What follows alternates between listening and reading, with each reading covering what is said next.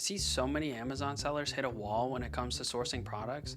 They're scrolling through the same sites, looking at the same results, and wondering why nothing is ever profitable. I've been there too, and the truth is, getting unstuck is about changing the way that you source, not just where. So in this video, I'll walk you through the exact process I use to get out of that sourcing slump and find winning products again fast. We're gonna run through a couple of different ways that you can kind of get unstuck from that sourcing and try some new methods, see if you can find other products easier this way. The first way is going to be Keepa Product Finder, which I've mentioned briefly in some other videos, but we're actually going to run through how to set it all up, what it all is in this video. So just come to keepa.com, come over to this data tab here, and then Product Finder is the first option. And this is going to have a lot of different results. As we can see in here, there's a lot of options that we can choose from, which may seem overwhelming to some people or confusing, but we're not going to use a lot of these. We're maybe going to use 10% of them. So you don't have to worry about the vast majority of these. And that is the whole list here. So we're going to start from the top and we're just going to work our way down. So sales rank right here.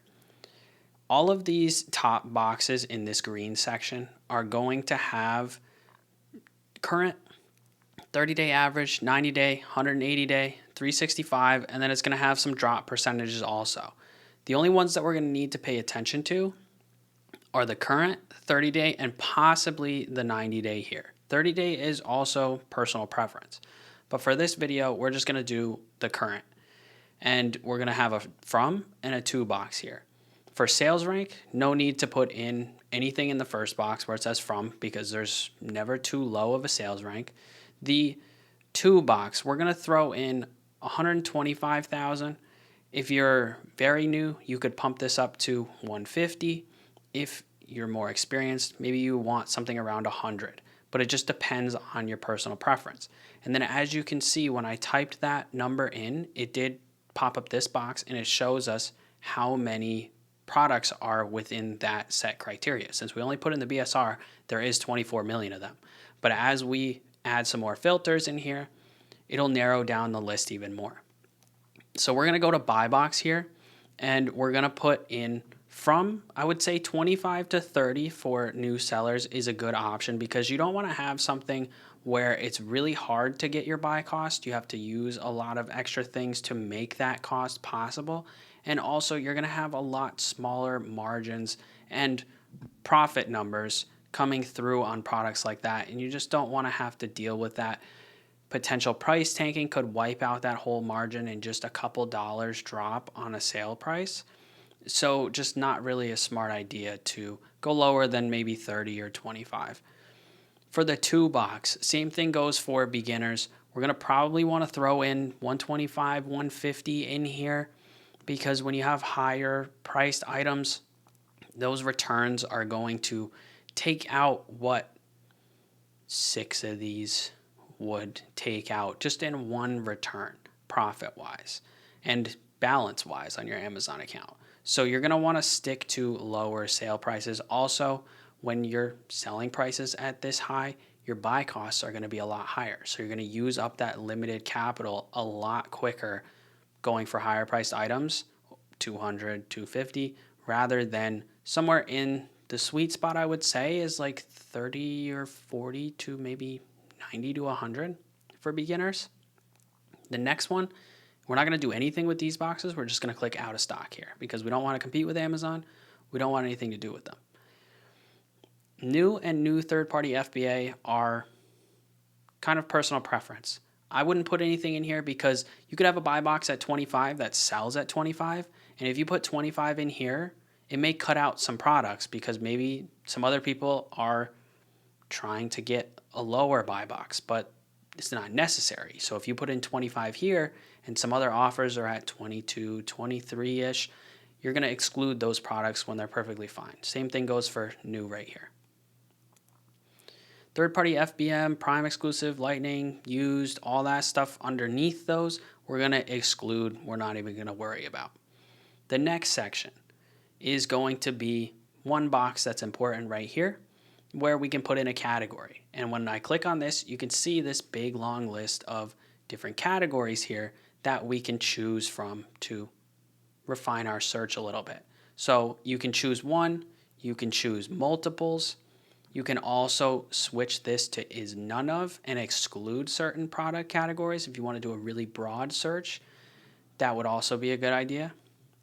But we're just going to stick with that. And as we can see, we already got rid of 22 million products after just putting in that BSR filter first. Under here, there's going to be a lot of stuff we don't need to pay attention to. The only one in here that I would recommend paying attention to is going to be the brand box right here. You can do is one of or is none of again. If you're doing a broad search, maybe you want to exclude brands that you're not able to get ungated from, like Nike, for example, since they made that change a little while ago. You can click in here and see all the different brands. It doesn't show all of them right here.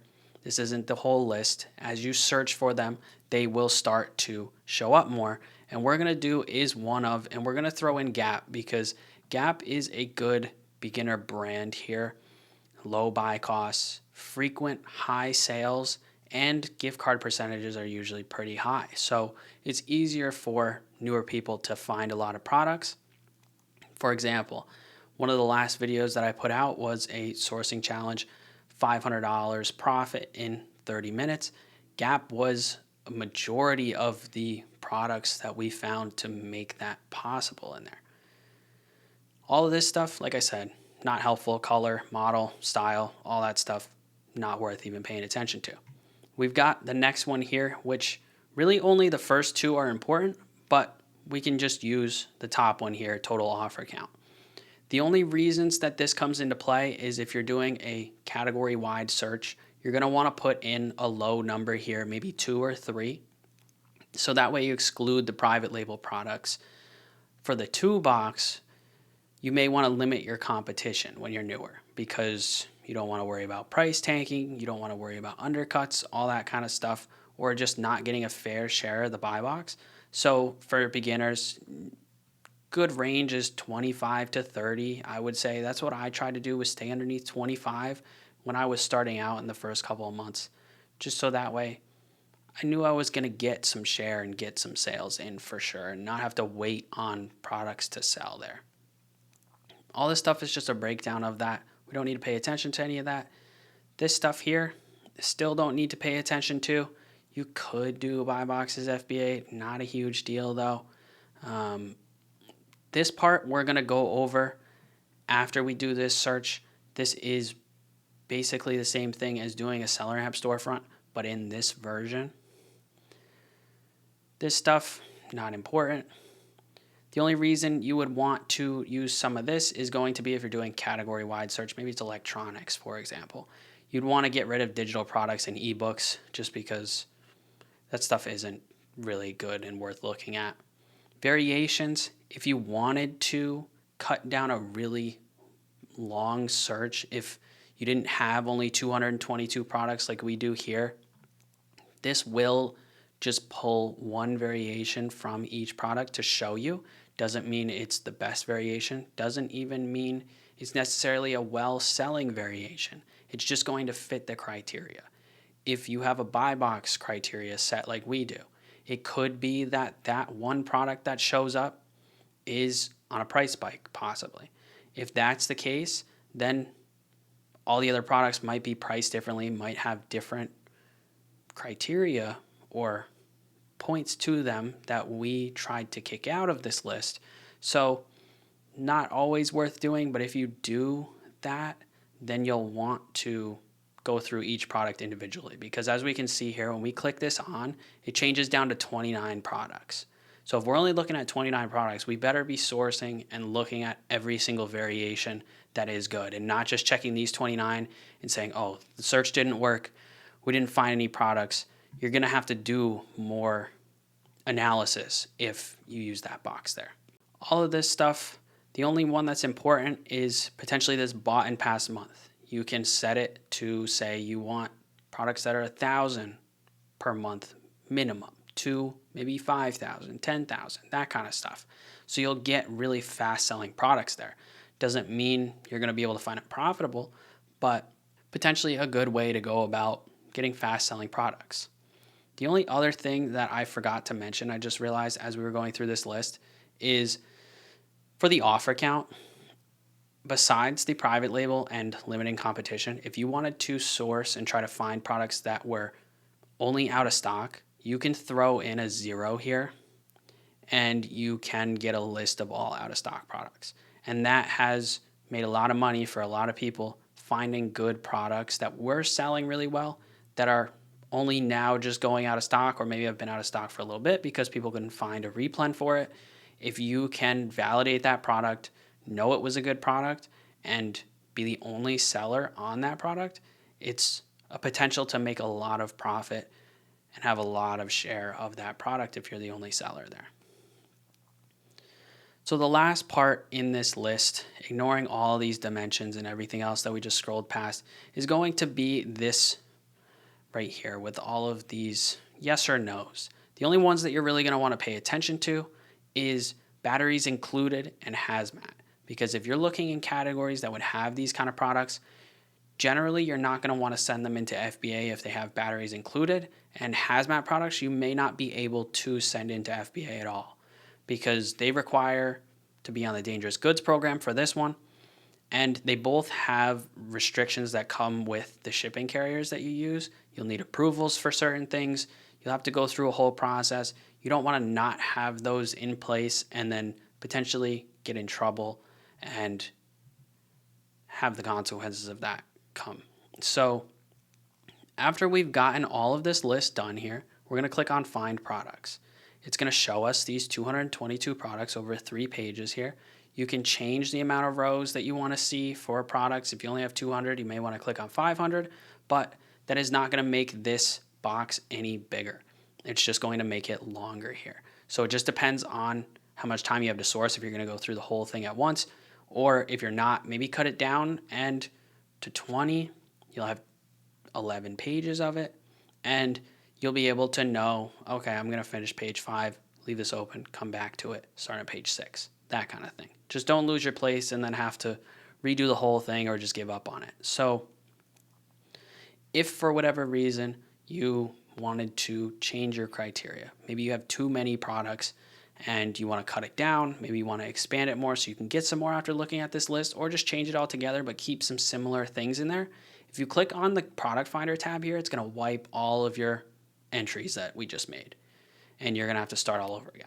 If you click on advanced filter here, it's going to bring you back and it's going to have all of your stuff already pre-filled so you can make adjustments, add things, take things out, change stuff. That is something that you definitely want to know so that way you can save yourself some time here.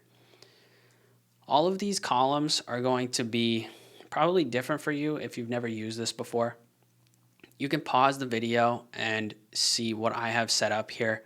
You can rearrange them into different spots by just clicking and dragging them. You can see that it is moving here. And then you can also sort by pretty much all of these. There's going to be a couple that you can't, but the ones that you can't, you're not going to need to anyway. So if we wanted to see, instead of sales rank from highest to lowest, or lowest to highest, excuse me, and we want to see the price do that, we can click on this buy box here.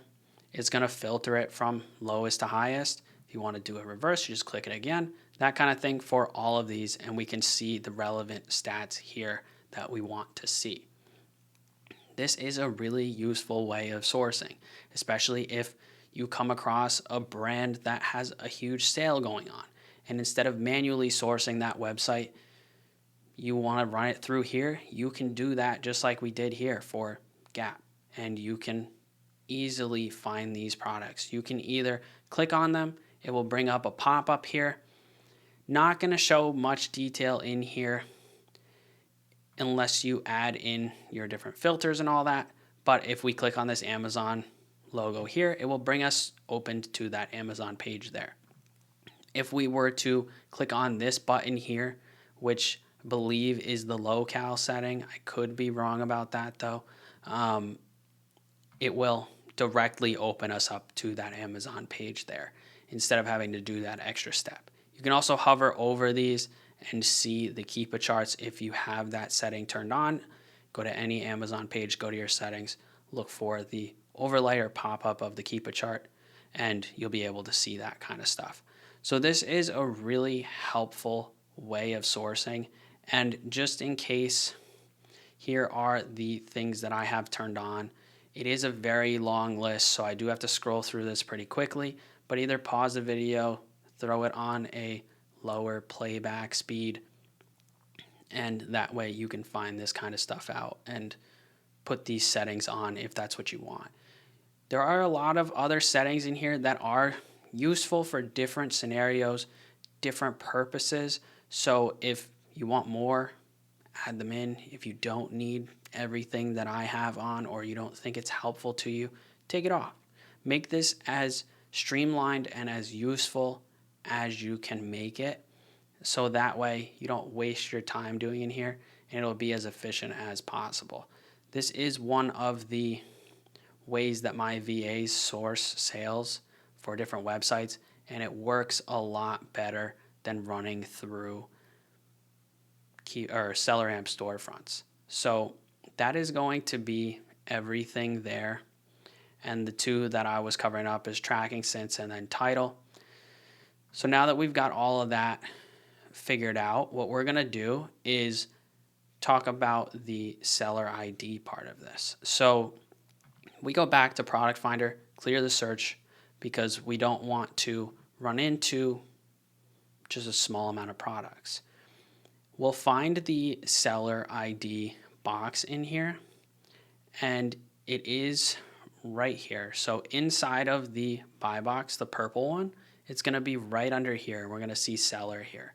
So if you go to any SellerAmp storefront or Amazon page of their storefront, you're going to see this number in SellerAmp here, seller ID. If you're looking at an Amazon link, which happens to be right here also, it is this first collection of letters and numbers here. If you use this one, you're going to get millions of products because this is the marketplace ID. This is the seller ID after the me equals. So we're going to take that and we're going to put that into this box here. We're going to see 674 products, and we're just going to find the products here. You can add filters like we did before. I don't really find it that necessary though, because depending on how you sort it, it will be just as efficient and save you some time of adding all those filters and all that. The difference between this and this is going to be that you may have experienced in different storefronts where you're going through a list and for a while it's just really high BSRs or a lot of competition or just not good products that fit your criteria. And doing it this way, you can either sort by your criteria for one or add the filters to kick out all of that extra stuff that you don't want to see. And that way, you'll see either the best products first, depending on volume, or pricing, all those kind of things, and you can still run through a store just as efficiently. The only thing that you're not going to be able to see is the max cost box here. Everything else does relay, so you will have to go through and open them up onto Amazon pages, check the SellerAmp panel that shows up there. But just depends on if you think that process is saving you more time than scrolling through a bunch of dead products that you don't want to look at in the first place. The next part is going to be manually sourcing sales, like I was talking about. Instead of doing this Keepa product finder, if you don't like it for whatever reason, you can come to a sale page here like I had pulled up. You can access this by just going to the regular part of the website, clicking on a filter down here, opening up the page. And what you'll do with this, I've mentioned this in other previous videos also, but we can highlight this, right click it, and we're gonna see the SellerAmp logo inside of the right click menu. Usually there's only gonna be one result. You're not gonna have a drop down box like this, but either one of these are going to do the exact same thing here. So when we click on this, it's going to bring us up the product here. Doesn't always find the correct product on the first result. Depends on what you put in here.